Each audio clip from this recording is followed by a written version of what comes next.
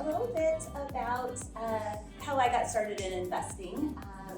I started investing in 2018, and I own properties in Oregon and Arizona.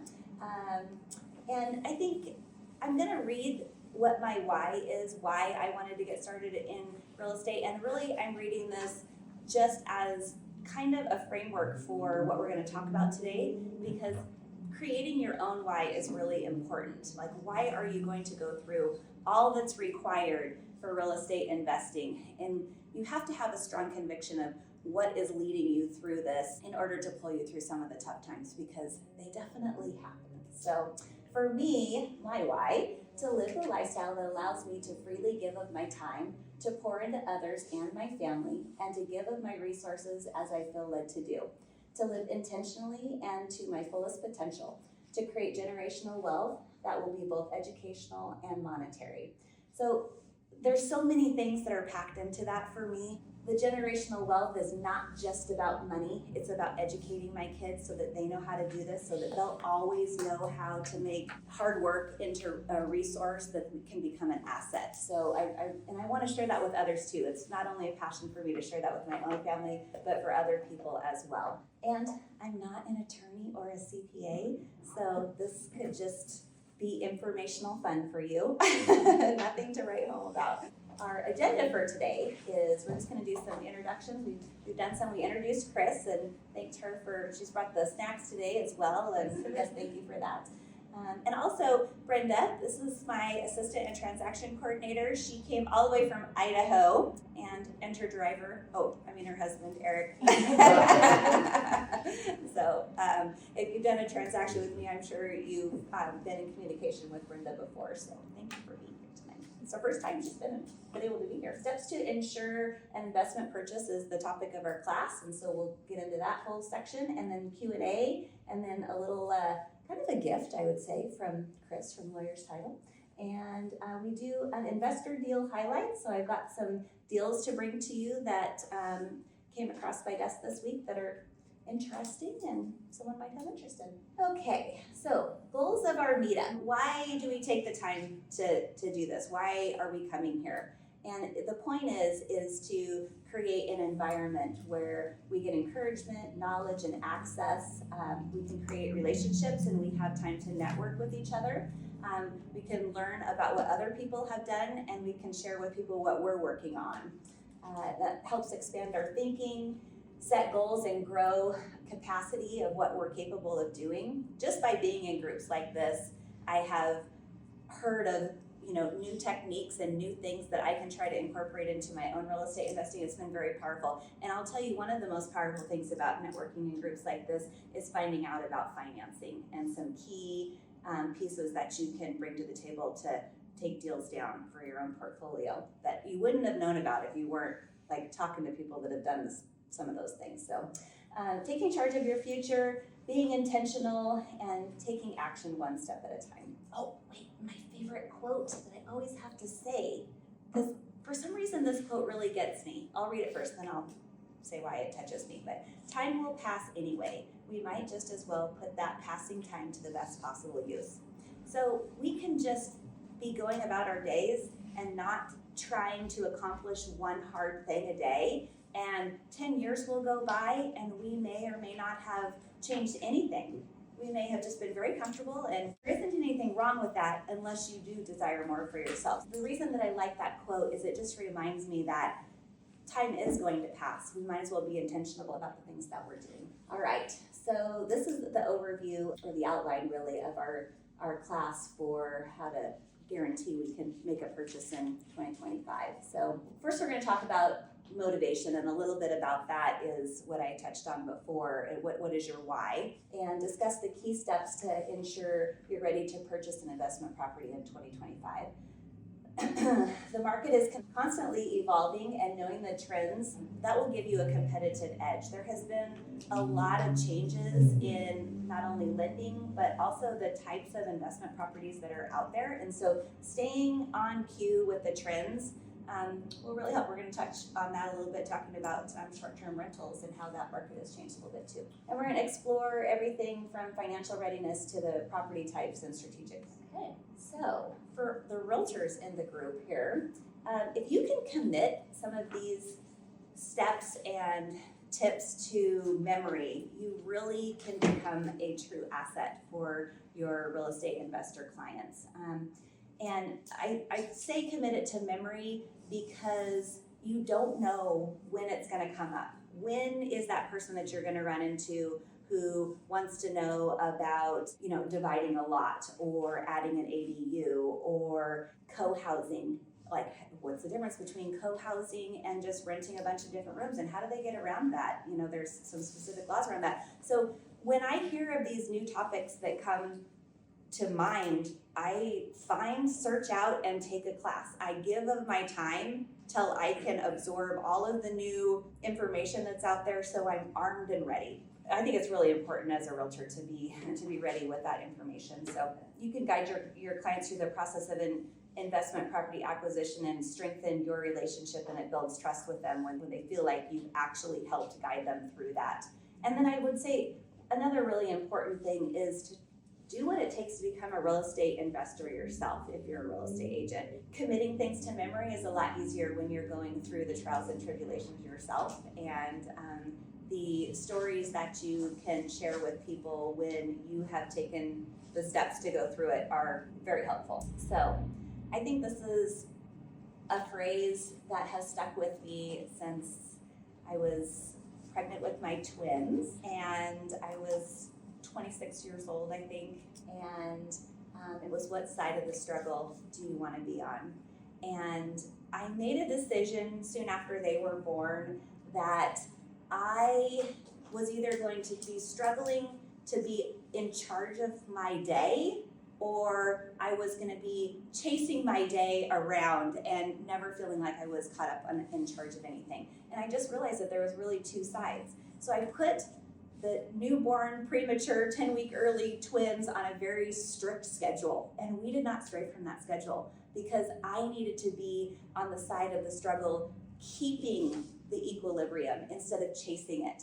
And it's that decision back then has changed how I have approached many different challenges in my life, and I don't really feel like real estate investing is too far off from that.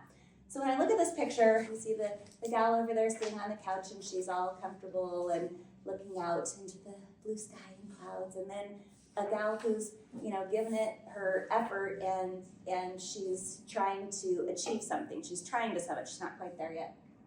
Okay, so in my mind, one of the things that we need to do is we need to analyze our life. And it sounds very, helicopter approach, but are we comfortable where we are?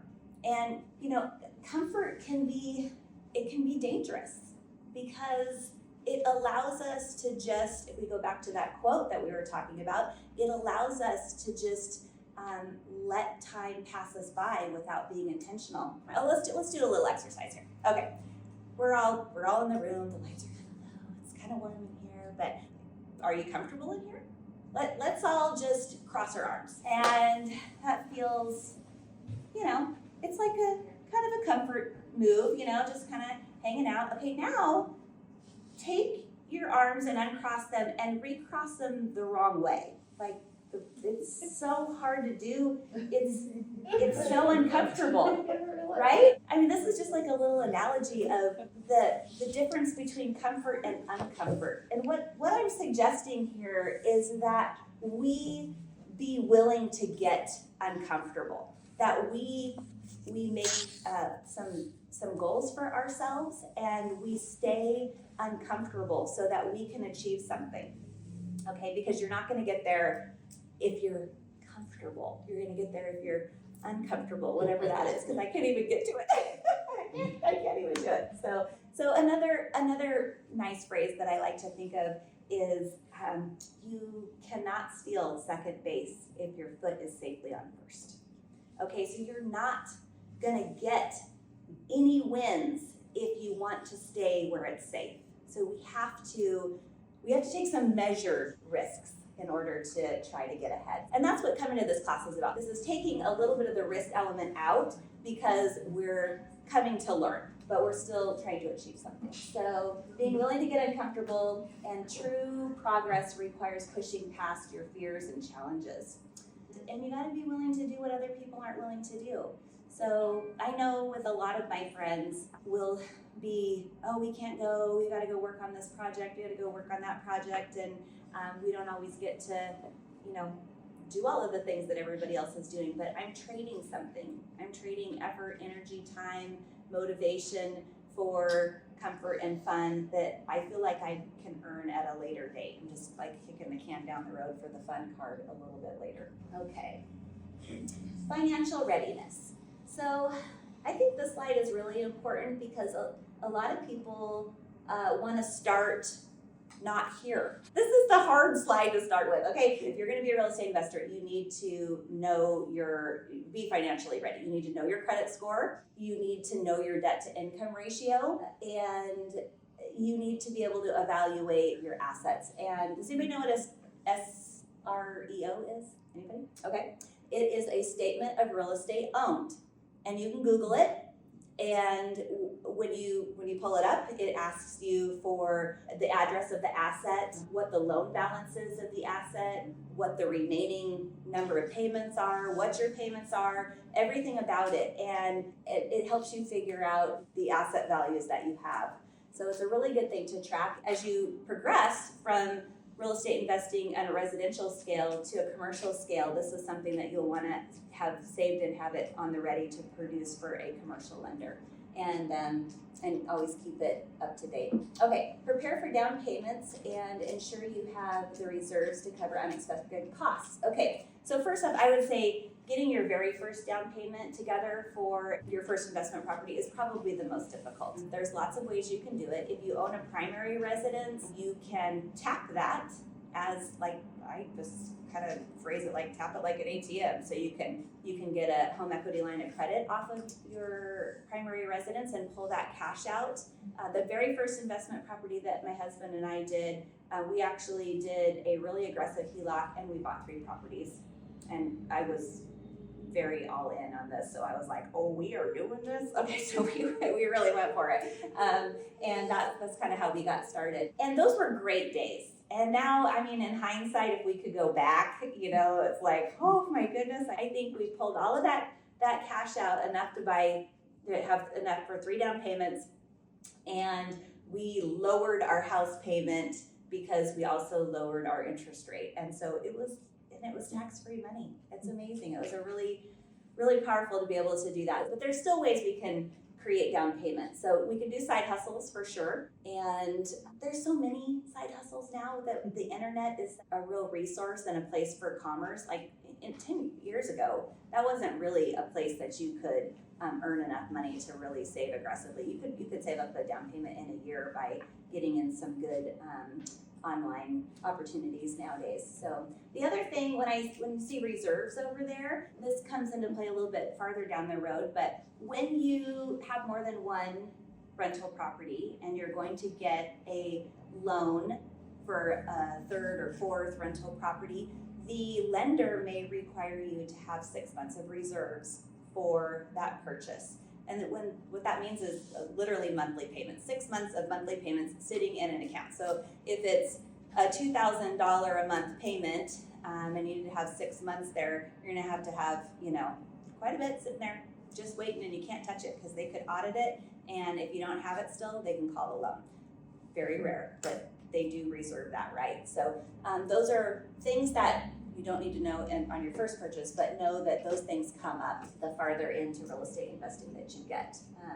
Okay, so learning the different types of loans and the sequence of underwriting and speaking the language of lending. There's a lot in that sentence, but there is so many different types of loans out there, and loans change daily. I've been trying to do a refinance for about 6 weeks now. I'm on my 3rd lender because terms keep changing, things like the interest rate keeps changing, but that's not the only term that changes. And we're doing a non-conforming loan, so that's something else that you want to know, the the difference between a conforming loan and a non-conforming loan. Conforming loan gets sold on the secondary market, and it's the one that requires you to send every bit of information about your life to the lender. And a non-conforming loan, there's so many different programs, like we're going to talk more about it too, DSCR loan, or ones that they don't even need like a statement. They need a bank statement loan is really what it is, just to show that you have the income. But these things can become very powerful, especially if you have very messy taxes or you're self-employed or things like that. To be able to do a non-conforming loan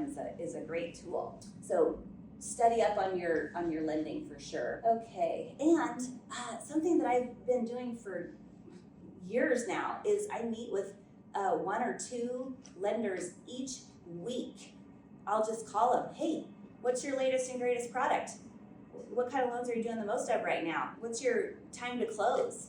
You know, I just ask different questions, and listening to them when they say something that I don't know, I don't let on to it, I just write it down, and then I help incorporate that into my own arsenal of terminology. So you can learn a lot by just talking to people and asking questions, and lenders like to talk.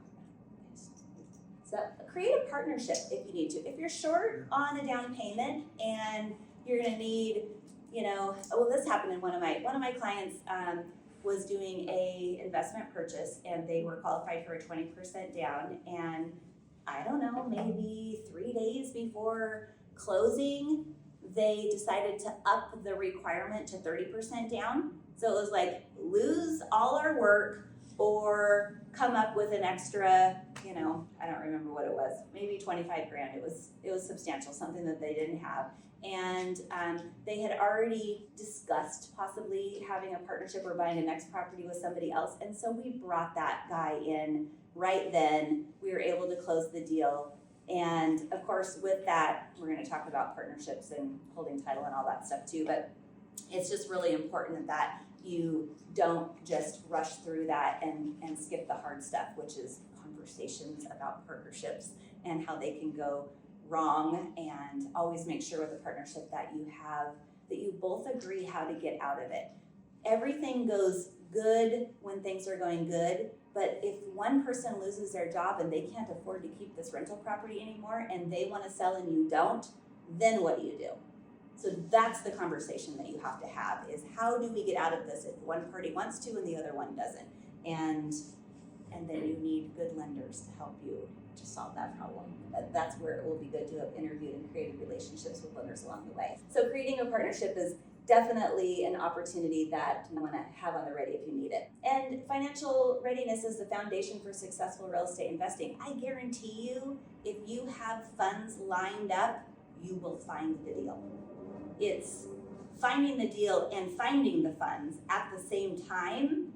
That if you know exactly how much money you have to work with, so you've allotted that, then you're now honing in on the type of deal that you want.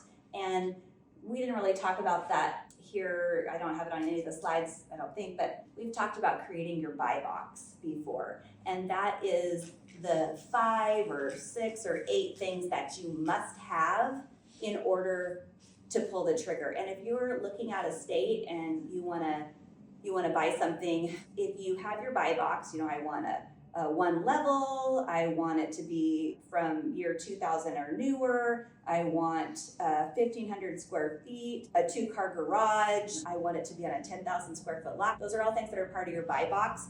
And so on paper you can see, well, this meets all of my criteria, this is one I want to now go investigate and see if the numbers work, if it's met your physical criteria. Okay. All right. Reviewing traditional mortgage options, loan programs, and alternative funding methods. Okay. So alternative funding methods, seller carried financing is a very powerful tool. And I think that you can definitely get 1 or 2 loans the conventional route. You can get some non-conforming loans.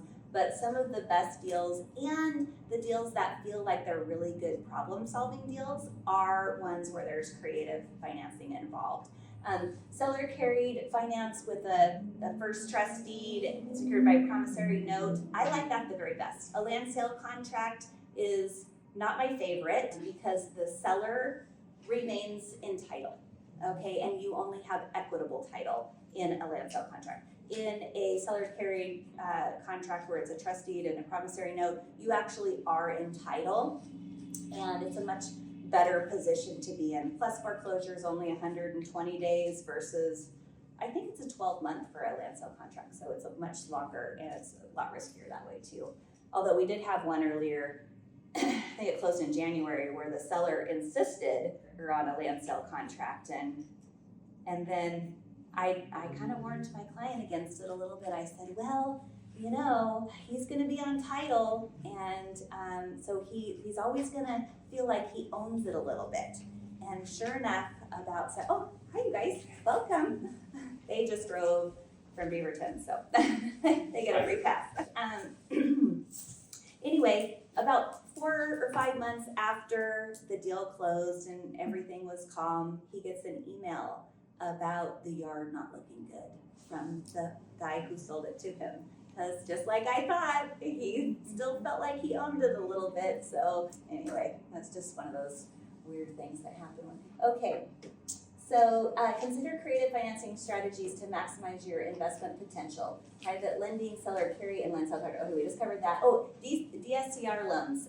That's debt service coverage ratio loan. That is a newer product that was made about 2 or 3 years ago now. It is a non-conforming loan. All you need is to prove that the rent that's collected covers the ratio of the loan plus the taxes and insurance. Even if you paid your taxes and insurance separately, they still are gonna figure that into the equation. And they're supposed to close very quickly, And sometimes they charge you a point or two, and sometimes they come with prepayment penalties of 1 year, 2 year, or 3 year. And the prepayment penalty is usually the remainder of the interest, so they can be pretty steep. Some of them are just a flat 6 months, but all different lenders have different programs and different requirements. And I will say, when I told you I was doing a refinance right now, this is what we're doing as a DSCR. We have a property in Arizona. The rent is $3,800, and the day I called them, our ratio worked perfectly with the interest rate as it was, and then it ticked up, and now it's $3,890 is what I need to be for my ratio, which means I'm off by $90. And so they want me to bring in an extra $15,000 to closing just to cover that $90. So you can see these are, sometimes you can just chase these things, Assumables. This is really a powerful tool right now. And not a lot of people are taking advantage of this, but FHA and VAs, not all FHAs, but there are FHAs that are assumable loans, and you can get a 2.75, a 3.25% interest rate, a 4% interest rate. Any of those are better than what we have right now. And I priced a rental property today, 7.325 was the interest rate for a investment property. So you can see how much better it would be. Now, what you run into with the assumable loan is you need to pay the difference of the down payment of what the other people have into the property. So sometimes that requires a large amount down in order to take advantage of an assumable loan at a low interest rate. So maybe you have to take a HELOC out. You also have to live in the property for a year. Okay, so understanding all of these options will help you make informed decisions about, what you want to use for which property you want to buy. Okay, so setting a timeline for your goal. Like, we've got 2025 coming up. Do you want to buy in the first quarter, second quarter, third quarter, fourth quarter? How much time do you need?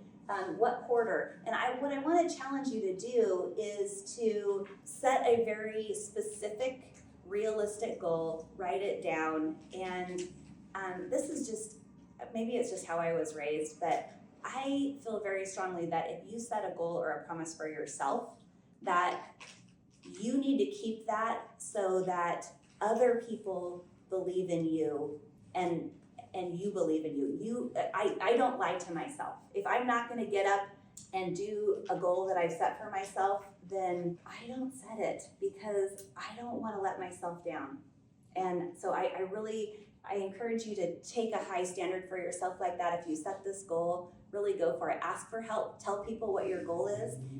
People like to help other people. If one of you came to me and said, I want to buy a house, my first investment property by June of 2025, I'd be like, how can I help you? What do you feel like you're missing in order to make that happen?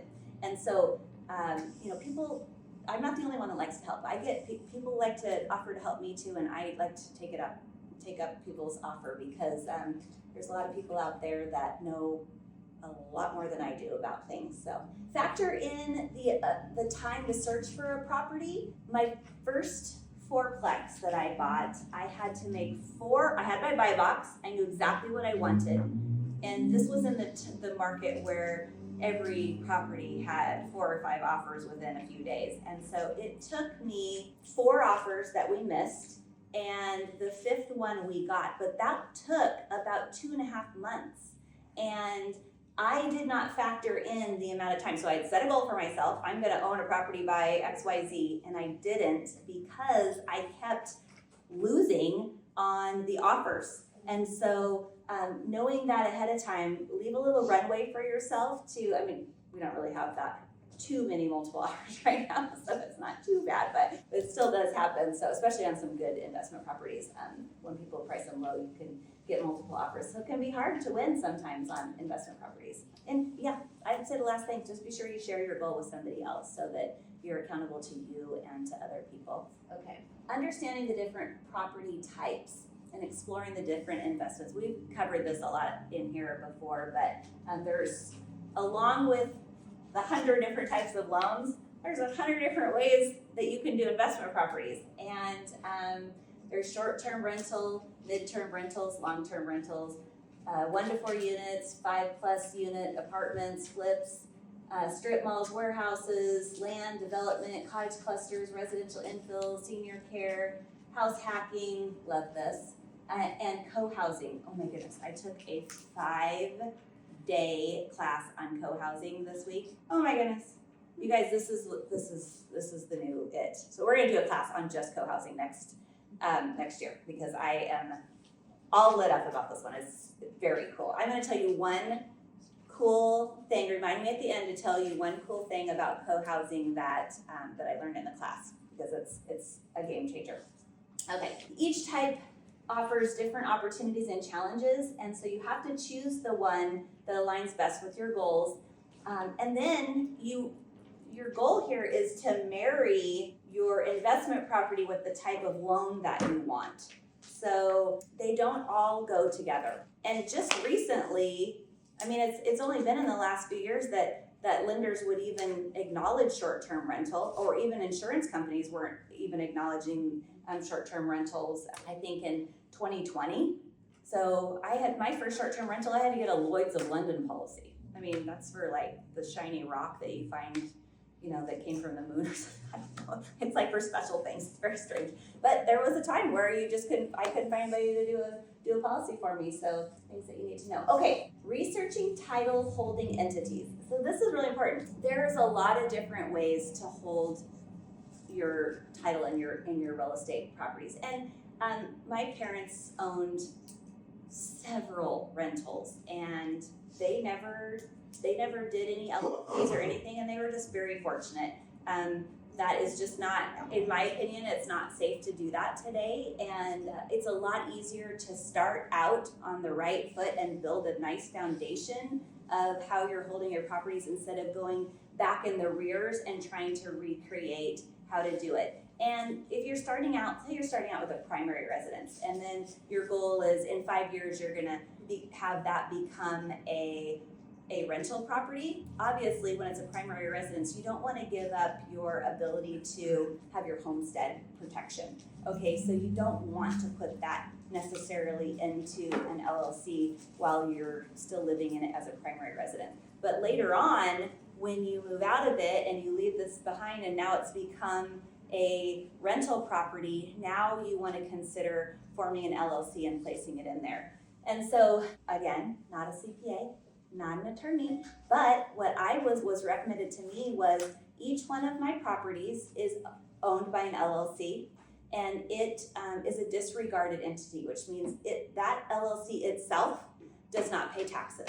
I have another LLC that owns these LLCs, and they're disregarded to this one, and this one pays taxes, okay? And you can do the whole Delaware, or you can do the Wyoming, so that there's a little more protection that way. But having the LLC, there's more than one reason to do it.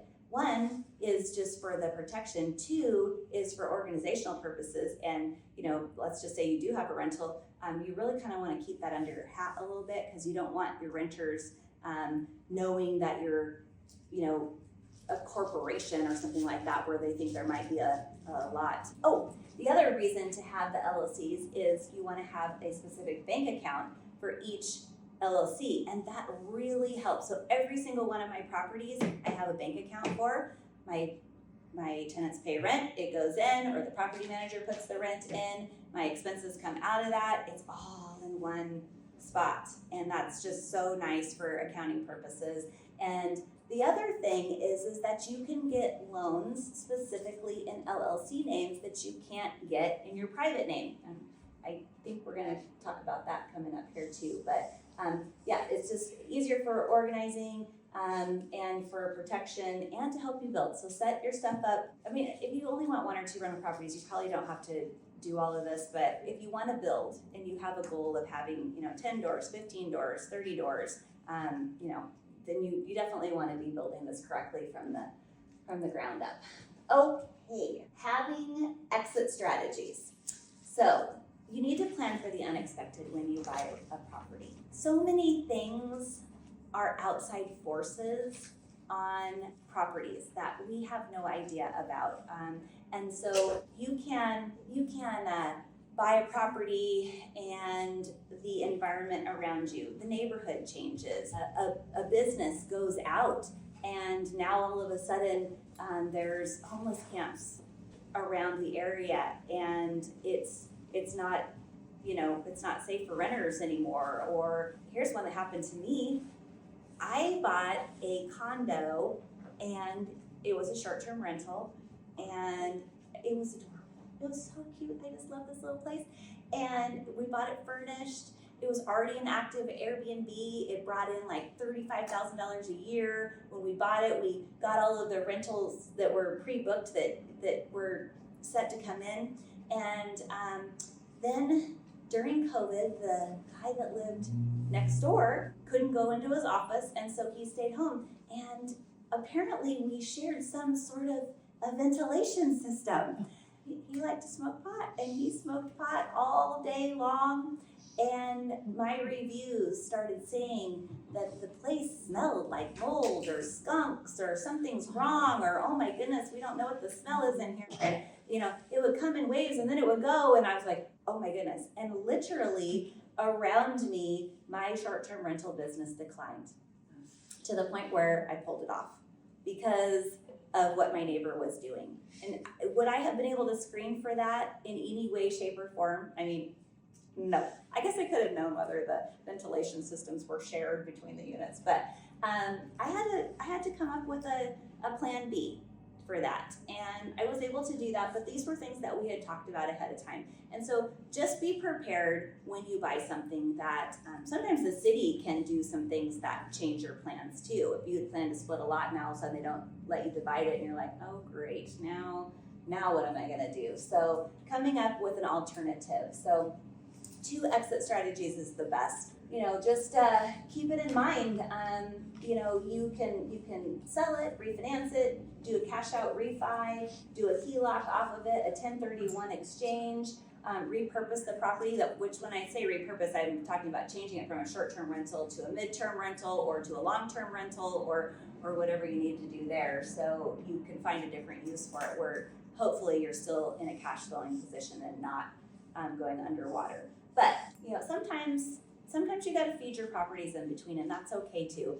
When that happens, just kind of look at it like there's other benefits to owning it than just covering the mortgage. You get your appreciation, which is the value increasing. You get your depreciation, which is the write-offs on your taxes, and So there's many, and then you get to, do things like this to it also, while the years that you own it. So I have talked about debt equity before. Debt equity is all of the payments that you've paid into your property and it's just sitting there. And so sometimes every few years you really need to look at the amount of equity that's sitting in your mortgage that's paid off.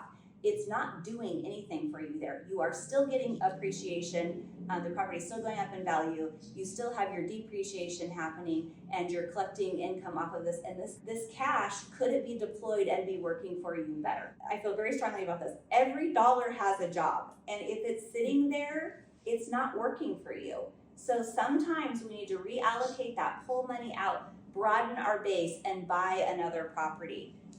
So it's a good problem to have, but it's maybe in every 5 to 7 years where you kind of want to look at that. And as realtors, if you know you've sold an investment property to a client, later on, come back to them. Lenders, if you have done a loan for a investor, reach out to them if it's 5 to 7 years. Hey, how much equity you got in there? Hey, you want to pull that out? I can help you. I can do a refi for you, and we can get some cash out and you can go buy another property. There's a lot of times people just don't think about that money that's sitting in there. So, okay. Yeah, so having your contingency plan, something that you've talked about ahead of time, it just helps you be able to pivot when things happen to you, because they will. All right, we're getting close here. So building your team, this is really important, especially if you buy out of state.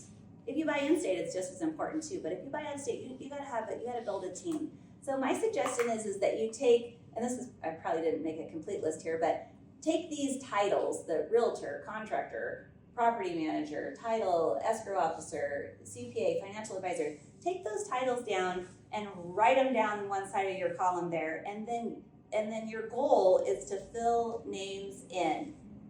You build your team, who you believe are your go-to people. Make sure they align with you. Call them and ask them if they want to be a part of your team, because then they might even call and offer to help you. Maybe they want you to be on their team. So you never know. Now you've made a little network there. So especially when you're buying out of state, live where you want to live, but invest where the dollars make sense. Okay, that's a very common phrase in real estate investing. You do not have to buy in your backyard. There are challenges that have to be overcome when you buy out of state, but look at it as a win. Where is it that you like to go vacation? Where's your favorite place? Well, buy a property there so you can fly there for free. So you gotta get creative. Use the stuff to your advantage. So having a strong team helps you navigate the complexities of real estate investments with confidence, because you can rely on your teammates, your people, to help you. And each expert brings valuable knowledge to ensure your success. And usually it's from history, things that people have already gone through themselves that really bring a lot of spice to, and it makes it fun. Everybody's got stories. I'm sure you won't forget my pot story. This is not meant to be read. This is really just to show you that there's some key terms that you really need to know as a real estate investor. You need to know how to figure a cap rate, the cash flow, the NOI, which is the net operating income, gross rent multiplier, debt service coverage ratio. We've talked about that. It's funny that it's also the name of a loan, but it is its own term and formula. Operating expense ratio, and loan to value ratio. And there's some other ones too. Some other terms, you need to know P&I, principal and interest. You need to know PITIs, principal, interest, taxes, and insurance. That's part of learning the loan language and being able to have that conversation. Oh, we just went through all the slides. There we go. We will have a Q&A, but right now, Chris has a really cool tool. It's a really powerful tool for real estate investors. When you're out driving around and you like double take, look at that house over there, it's so run down. And that's how I drive around. Anyway, oh, great, look at the weeds. They're all over the place. And the fence is falling over, and those are, I get really excited about that kind of stuff. Well, with this app, and you can use the barcode here, the QR code on this, and it will, I don't know. It'll take you to a sign up, yeah. And then I believe one of the gals that helps run yeah. this does all the, get you all set up. Okay, so basically what it is it'll help you find the property owner. It'll analyze comparable properties in the area. It gets property insight, so you get the historical data, the property characteristics, market trends for the area. But you guys, knowing who owns the property, that is so huge. If it's owned by an LLC, it'll tell you the LLC, but it's not going to tell you who owns the LLC. You've got to go under the state of Oregon to find that out. But if you can find out, sometimes you can tell when the home was purchased, and with that information, if they bought it in, let's just say the home was purchased in 1980. Well, there's a very good chance the house is free and clear. So that opens up all kinds of things for my will head. I was like, the opportunities become endless when you have more information. Okay, so information and funds and a little bit of the knowledge about these things, it can be very powerful. Anything else you want to say about the tool? It's super quick, Okay. which is awesome. Okay. For the realtors, a lot of it is like just getting a property trail. It's gonna be your taxes, which you can then see, ownership records, Right. and all of that. So Okay. it's pretty, especially if that's what you're doing. Yeah, That's Yeah, pretty you cool. drive around like that, driving for dollars, they call that. Yeah, so, okay, well, that's pretty neat. It's nice for people who aren't realtors, real estate investing people, like having these types of tools from title companies. Title companies can also prepare lists for you. So they can get you lists of homes that, were sold 30 years ago or that haven't changed hands for 30 years. They can narrow it down. They can get you lists by zip codes and all kinds of different things. You name it, they can. Foreclosure lists. Those are always fascinating. I just like to read them. I must be weird. I don't know. I like to read that kind of stuff. Okay, so now we've got some investor deals. This is kind of fun. This one I think it's gonna come on the market. But this is a good rental property. There's some things that I really like about this. It's either gonna come on in January or maybe December, but right now he is willing to sell it. Here's where this is the house and this is the University of Portland. So it is like walking distance to the college. Okay, it has a full basement with a separate private entrance at 1,000 square feet. He has redone lots of this house. 4-bedroom, 2-bath.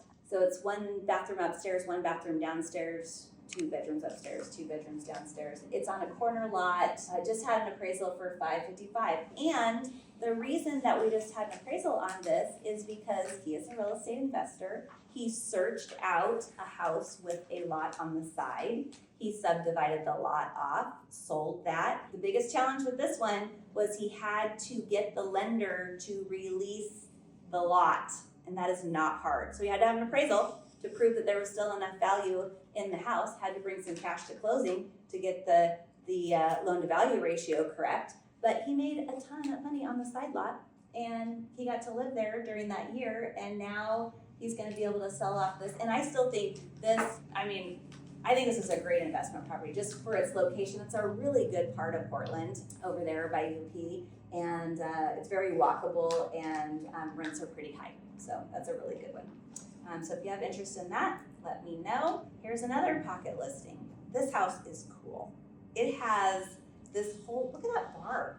It's got a lot of really original features to it. I don't know if you've seen the raceway ceilings, they're called, where they have an outside perimeter that goes, they're just like a 1950s, and it's in perfect condition. Original hardwood floors. They've done a lot of updates though, like the refrigerator's all built in and things like that. It's very nice. I did a CMA and it comps easily at $1,050,000, and they just don't really want to list it.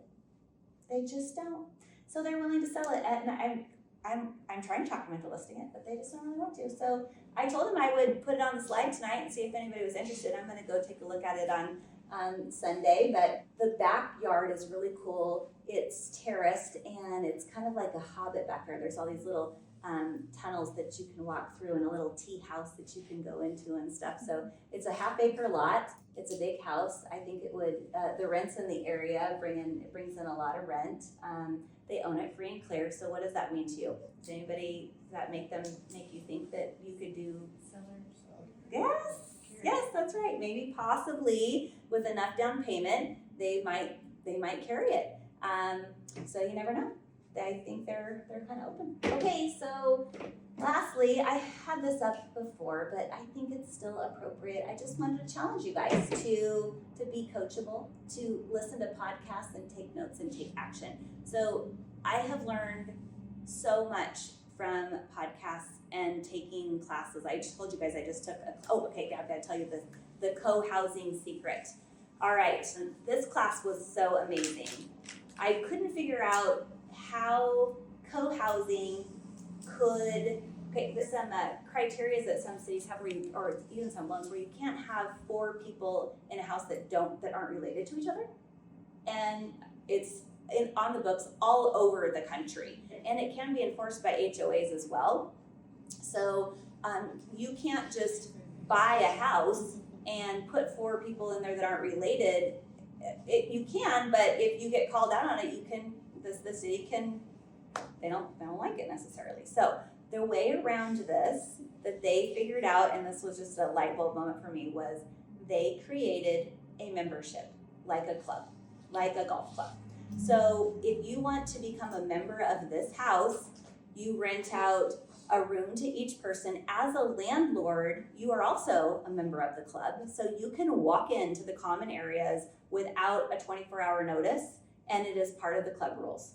So you don't have to, post a sign on the door and say, I'm coming in for my annual inspection. You can just walk in. And then the club, or the co-housing members, they have their own individual locks on the door, and they have to sign the agreement. But because you're providing common space for them all to share, they have their private space, they have digital locks on the door. There's cameras in the houses in the common space, and that's okay. They all know that it's there, and it's for their protection. And, it's just something that they have to know this is a requirement. There's no smoking anywhere on any of the premises, inside or out. And if people don't follow the rules, then they actually kind of get voted off the island. They gotta go. And they don't have to follow all of the landlord-tenant rules, because it's really just about being a member. So I'm curious, we're gonna have a conversation about this. Cindy owns Evergreen Property Management Company. She spoke, one of the speakers last time, and so it's taking the nation by storm. California, Texas, Houston area in Texas, Arizona, this is going really big, and it's bringing in more money than short-term rentals, and it's more stable. So, these people are getting something additional that you don't get with a rental. They're getting relationships and camaraderie and community. And we have a real housing shortage. So when we pull houses off for short-term rentals, which I have, so I'm totally guilty, that is removing houses from the housing pool. But co-housing is actually housing people that are, one of the things that they tell you to do is to check the studio apartment rental rates around town. So a studio around here is probably $1,450, $1,650 for a studio. Okay, so if you want to do a co-housing room, you want to be, I can't remember, there was a percentage. I haven't studied it enough. I wasn't going to talk this long about it, but let's just say you put your rent at $1,000 per door. Okay, and so you get a 6-room house. You're getting $6,000 a month off that. It's very powerful and very stable, and a lot of these co-housing owners, their people stay a very long time. They're very happy and content. And one other cool tip is everybody has chores, just like when you're 10. And you have to take pictures of your chore project and post it for everybody to see and know that you did your chores. I just thought that was so funny. I was like, well, there's chores for life. You can never get out of them. So yeah. So okay. Back to being coachable. Okay. Action. Start by sharing with people what you do, and this is something that you really just have to do. You have to own that you're a real estate investor even before you've made your first your first purchase. If you're studying it and you're searching for it and you're building your team, you are a real estate investor, okay? Okay, so you gotta own that. All right, be clear on your buy box and start telling people that you are what you want to do, because people, again, they want to help you. So ask them, do you know anybody who needs to move out of state? Anybody that's getting transferred? Anybody, like, we can solve problems for people when we're real estate investors because we're creative. Sometimes people want to leave all of their furniture in the house because they don't really want to move it. Well, that's okay. A lot of times that just doesn't bother me one bit. Find your money, have it lined up, study, become proficient in the things that we talked about. And when you come across a no, I actually embrace no's now because it forces me to come up with another way. You know what I mean? And find a way to work through it. And when the extra $90 happened on the loan, I pivoted. I didn't say, oh, I can't get a loan. Now what am I gonna do? No, I just keep trying and I will get there. And it's sweeter when I get there because I actually worked through hard things, and we're all capable of really hard things. So I literally think that's all of it. I think that is all of it. Yep. So any questions? Does anybody have questions? Podcast suggestions, because I feel like I listen to them for sometimes. I'm trying, and then I get to bad ones. And I'm like, well, look for Brandon Turner's podcast. I can't remember the name of it right now. I like some of the podcasts that are related to FIRE. You know, the FIRE podcasts that are talk about retiring early and the things that you can. Financial independence, retire early is what FIRE stands for, and they talk about a lot of lining things up and allowing runway for yourself, and it's you can get some really good tips on that. Let's see, some of the other podcasts. I like Ed Milet.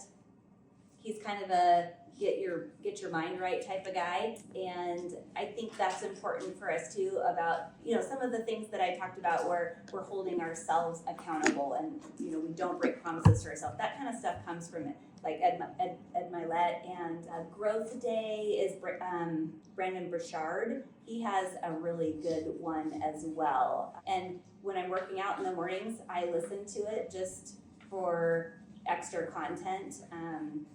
And that's actually one thing that I always try to do is multitask my learning with things that I am already doing. So, driving in the car, obviously. I haven't listened to a radio song in I don't even know how many years. I don't even know what's on the radio anymore because it's always time for learning for me. So yeah. Anybody else have questions? So when you're looking for, I guess, to get a loan, what's the difference between like lenders going to someplace like On Point to look for something, or just using your HELOC? Don't really. How would you go about it? Well, okay. So first off, you've got your local banks. You've got your credit unions, then you have mortgage-specific lenders that are specifically providing a bunch of lending products. So they're a little bit different than a credit union because a credit union has a allotted amount of funds. But some things that are good about that is that their underwriters are usually in-house. So that's good. I think the banks, like a U.S. bank or sometimes regular banks, we'll just say national banks, okay, they can be very slow. And so when I get a pre-approval letter as a realtor and I see something that's from a national bank, I'm like, we better bump out this closing date a little bit because we're going to run into some issues. And you can get mortgage brokers as well, and they have access to many different types of products, but they have they're an extra person in the middle, so that sometimes there can be some extra fees. Don't be afraid to negotiate too with some of your mortgage brokers if you're going with that.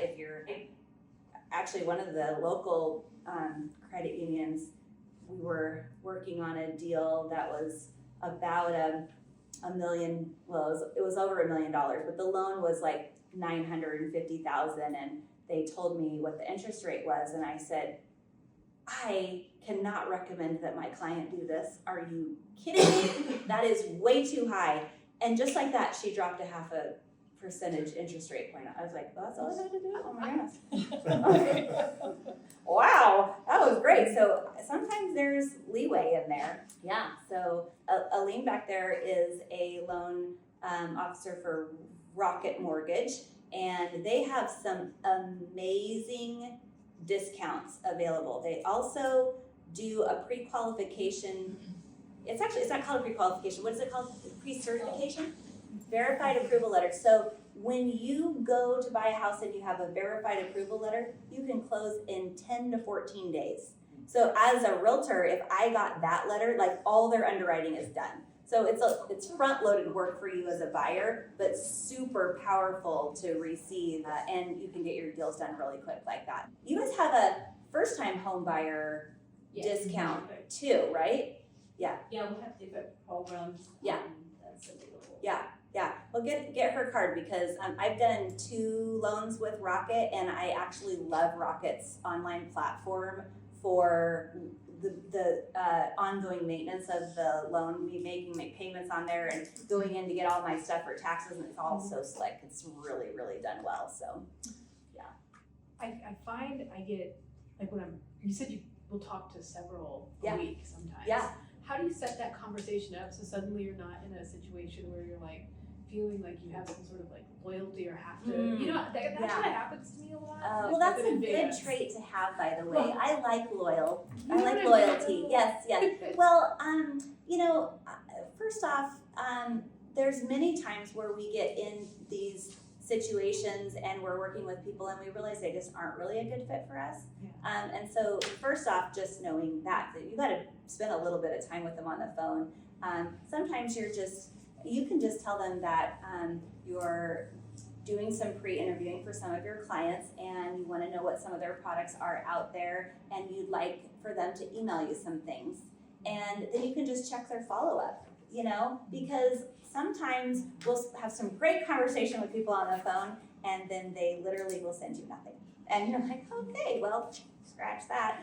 But then sometimes you're like, oh my goodness, look at all this information this person provided me. And then they follow up the next week. Hey, did you think of anything else after our conversation? I so enjoyed talking with you and, you know, it was, you know, made me start thinking and then you can kind of form a relationship from there.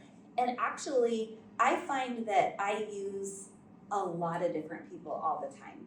And Brenda knows. I'm like, nope, this time we're gonna use it. Oh, no, this time we're gonna. So we're always doing that. And I think it's important. I mean, there's so much business to go around. So, you know, and not every lender has the best product for your client. So. Okay, great, Yeah. thank you. Anybody else? Okay, well, I think we're wrapped up. Well, I would take this time, since we're 20 minutes early, to visit and network, talk about your real estate investing that you've done with people or what you want to do with people. And if you have questions about any of those houses, let me know. Yeah, we're done. Dismissed. Oh, next year, 2025, we'll do 4 classes, and I don't have the dates yet. I got to get with the bank and get them reserved. But if you sign up with the QR code, then you're on the email list, and you'll get a invitation. So invite people next time too if you like. So thanks for coming.